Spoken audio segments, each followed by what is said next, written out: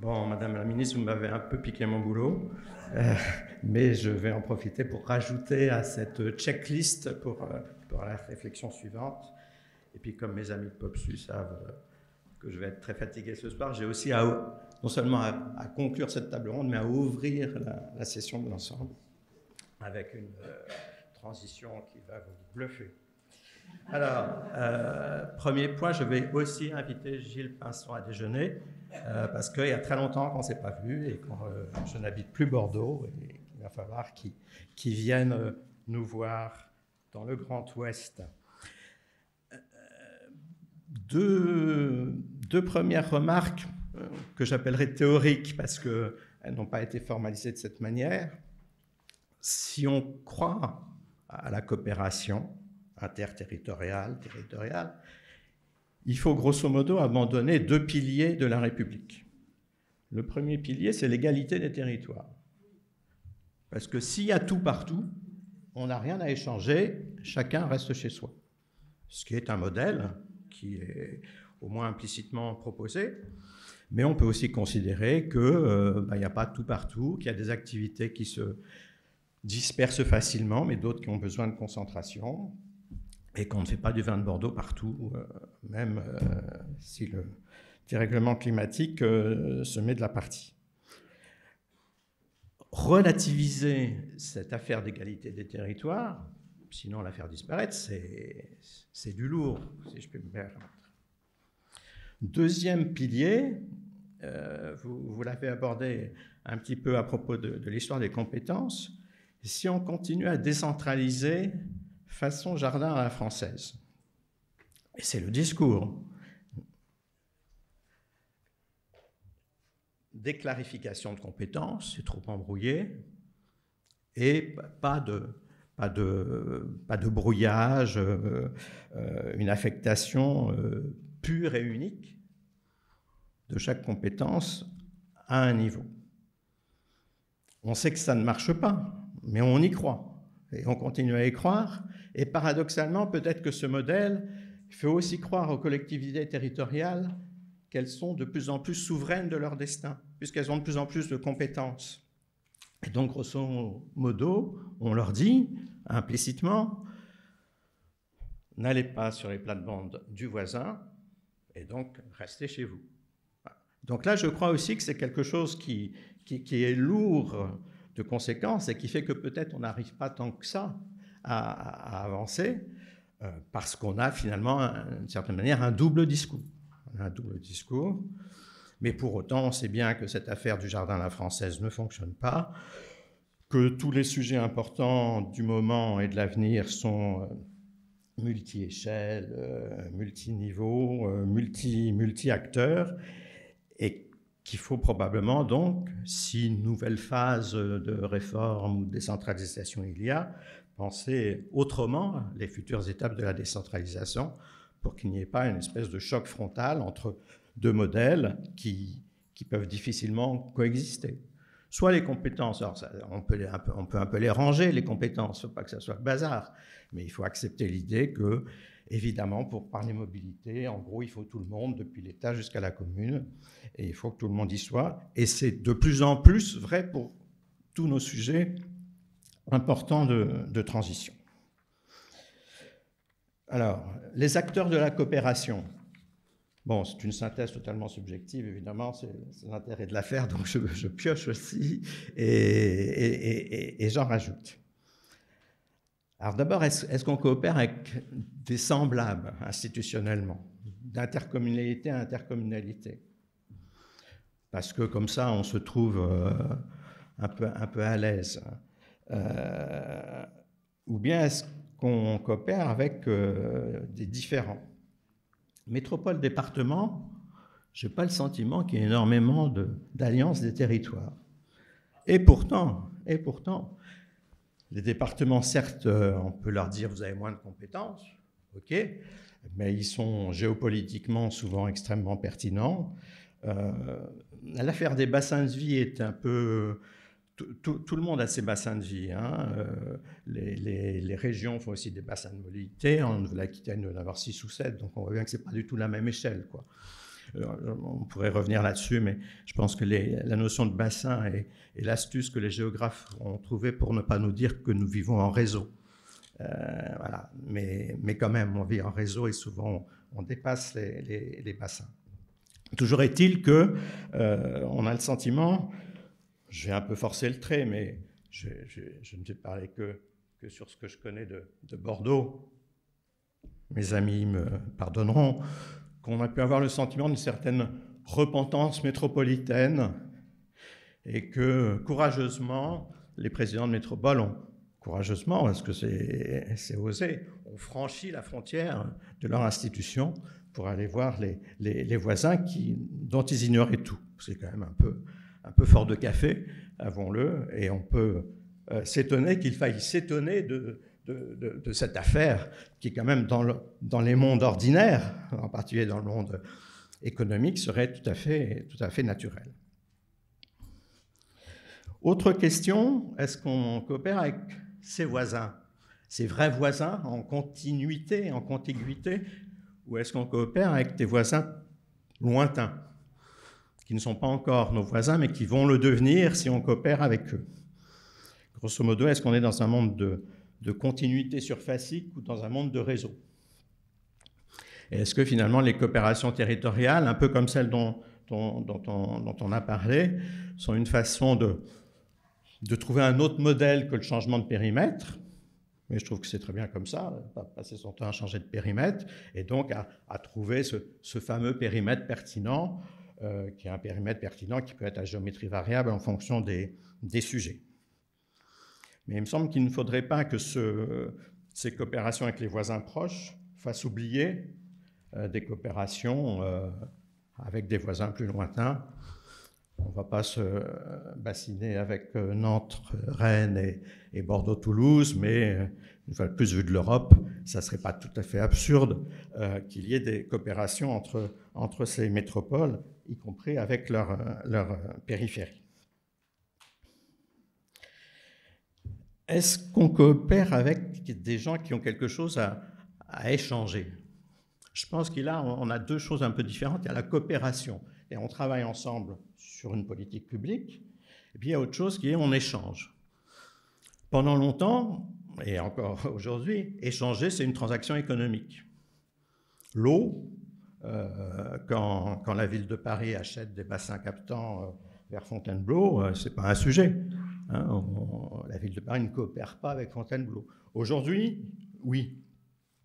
Parce que les ressources sont réduites, parce que ça devient une politique publique. Et peut-être y a-t-il à clarifier qu'est-ce qui fait qu'à un moment, quelque chose qui se faisait tout seul, finalement, a besoin du politique et de la politique.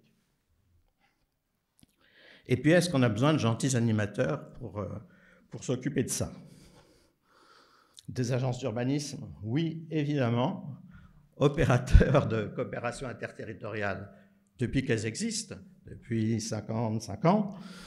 Donc, financer les agences d'urbanisme, vous, élus, allez dans les agences d'urbanisme, et celles et ceux qui n'ont pas d'agence d'urbanisme, profitez de celle de la grande ville ou créez des agences d'urbanisme. C'est quand même là où on trouve, y compris peut-être les capacités relationnelles déjà là dans les territoires. Et puis il y en a d'autres, on ne sait pas trop s'ils ont envie ou pas. Les départements, les régions.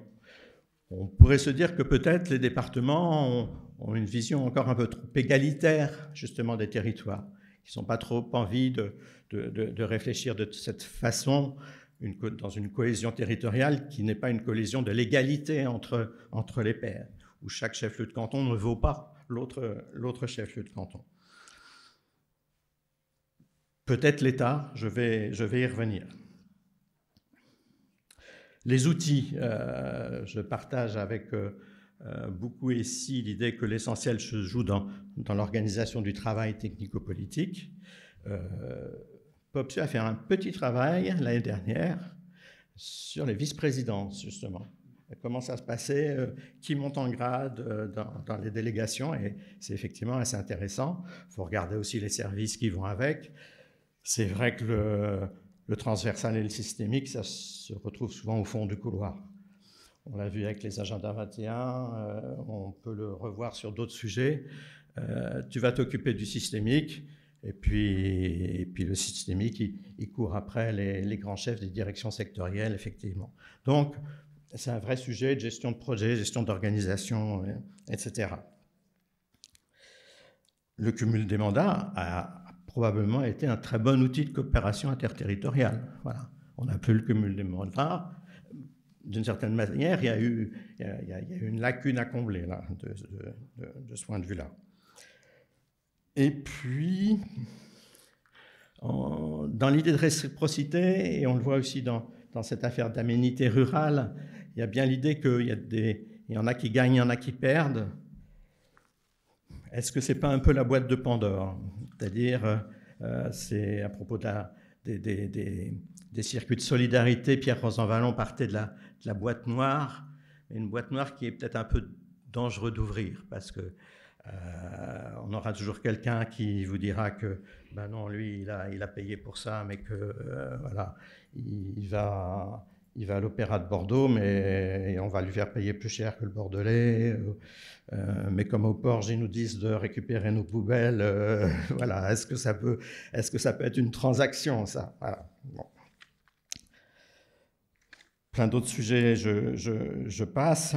Ça serait intéressant de regarder un peu, je ne sais pas si on peut parler d'échecs, je n'ai pas regardé le sujet de près, mais les conférences territoriales de l'action publique qui sont censées organiser autour des régions un exercice concerté des compétences. Il se dit que seule la Bretagne a réussi, mais les Bretons, ils savent tout faire, c'est bien connu. Alors, est-ce qu'on a besoin de l'État, effectivement?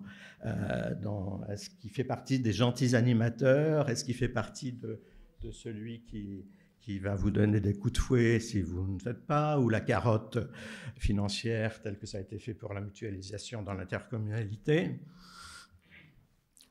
D'une certaine façon, on pourrait dire que si c'est si bien que ça, la coopération interterritoriale, les collectivités devraient s'en rendre compte.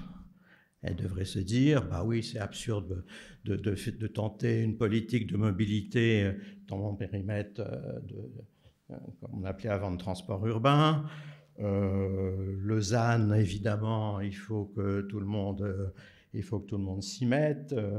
Il ne faut pas que les régions se défilent, il faut que les SCOT se mobilisent, peut-être dans des transactions pour le coup, mais à géométrie variable. Voilà. Gain de mutualisation, gain d'efficacité dans les politiques publiques et des dialogues politiques probablement valorisés, parce que ce n'est pas forcément très bien vu de la part des citoyens quand ils s'intéressent au sujet de savoir que telle institution ne s'entend pas avec telle autre. Il devrait donc y avoir un retour sur investissement qui ne mérite même pas, si je puis dire, que l'État s'en occupe. Et pourtant, manifestement, il a envie de s'en occuper, peut-être, un peu, beaucoup, s'il accepte mettre à la poubelle une partie de ses piliers idéologiques. Il s'en est beaucoup occupé pour la coopération intercommunale, alors qu'on aurait pu dire, mais la coopération intercommunale, tout le monde y gagne. Bon, au-delà des aspects de mise en œuvre, etc. Et donc, il y a, je pense, à réfléchir là-dessus. Qu'est-ce qui fait que ça ne marche pas si bien que ça? Alors, bon, est-ce que effectivement les collectivités ont besoin d'argent parce que les agendas sont saturés, que s'il y a un nouveau sujet, il faut recruter quelqu'un de nouveau?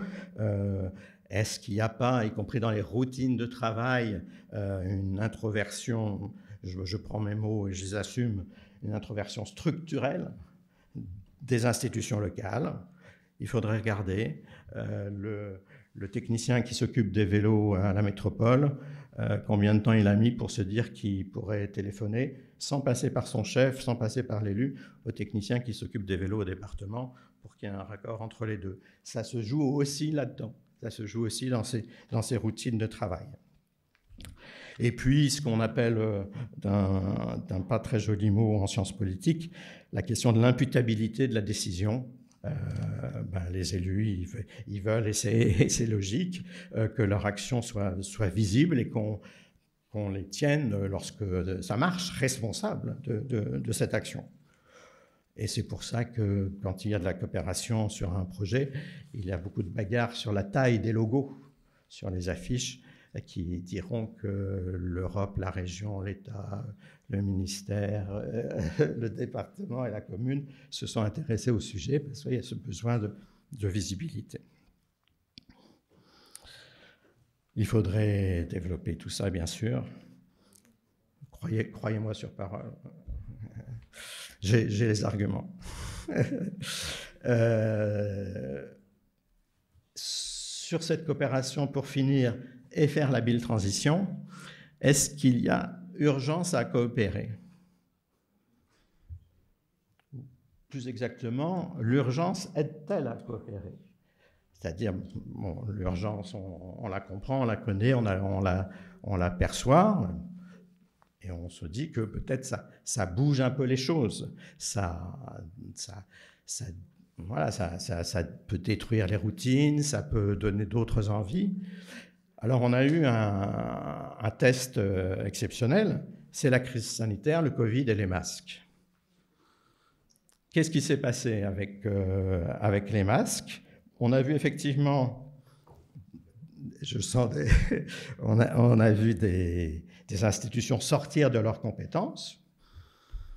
On a vu le président de la région Grand Est, Jean Rottner,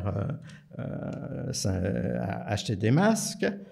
On a vu parfois quelques loupés, un département et une région qui achetaient des masques pour la même population. On a vu un moyen loupé de la part de l'État lorsque les préfets ont voulu réquisitionner des masques achetés par les collectivités territoriales. Donc on a senti qu'il y avait bien... voilà, que ça ne se passait pas comme d'habitude, heureusement, mais qu'en même temps, il n'y avait pas spontanément une sorte d'autogestion pour que s'organise l'ensemble de ces institutions qui avaient toutes légitimement, finalement, leur capacité à acheter des masques. Vous appeliez, Madame la Ministre, dans un article récent à ce qu'il y ait des solutions locales à des problématiques nationales, lorsqu'elles sont légitimement nationales. Le ZAN, les ZFE, les RER métropolitains, etc. Peut-être que là, ça serait intéressant d'une manière ou d'une autre de dire, trouvez vos solutions, qui sont plutôt des solutions de mise en œuvre, mais bon, trouvez vos solutions, mais que ces solutions soient coopératives. Les ZFE, ce n'est pas un problème de politique industrielle pour booster la voiture électrique, c'est un problème de relation entre les grandes villes et leurs périphéries qui implique une politique globale de déplacement. Voilà, on pourrait dire d'autres choses du même type sur ces sujets. Donc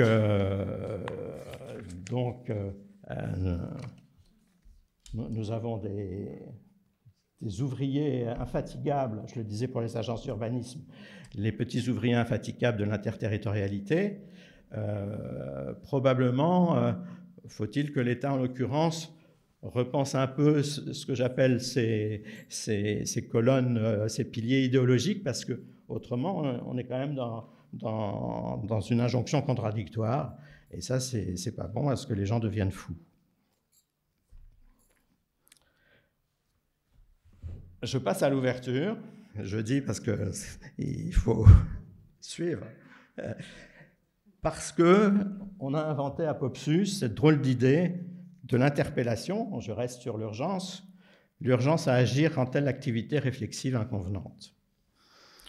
Effectivement, on pourrait dire, les chercheurs déjà, même à Popsu, quand on leur dit « faites des circuits courts, allez vite », ils mettent 2 ans pour faire leur recherche, 1 an pour faire le rapport et Popsu une autre année pour éditer les choses. Bon, c'est pas, on n'est pas dans l'instant. Et nous n'avons pas vocation à Popsu à dire aux chercheurs changez votre façon de faire de la recherche. En revanche, et je voudrais juste, si ça peut donner une idée ou deux dans les ateliers ensuite, expliquer ce qu'on entend par recherche d'urgence. Il me semble que que le monde de la recherche, justement, n'a pas que des résultats de recherche à apporter. Il a sa manière de travailler.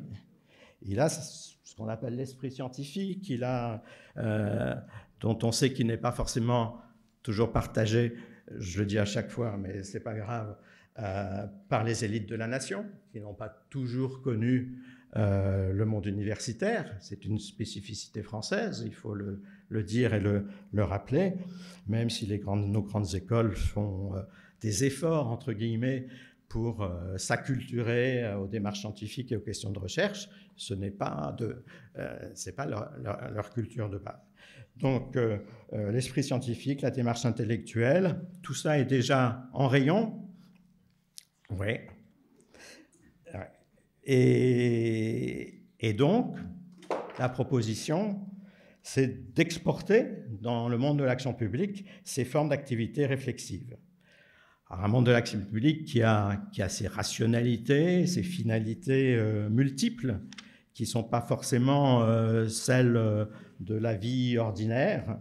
Je ne sais pas si on peut parler de façon diplomatique de rhétorique plurielle, mais en tout cas, on pourrait imaginer que des chercheurs, il faut trouver les dispositifs, c'est toujours la même chose, mais un peu immiscés de ci, de là dans les rouages de l'action publique, à certains moments, permettent de pondérer un peu autrement ce qu'on pourrait appeler pompeusement les régimes de pensée présents dans les pratiques de travail de l'action publique.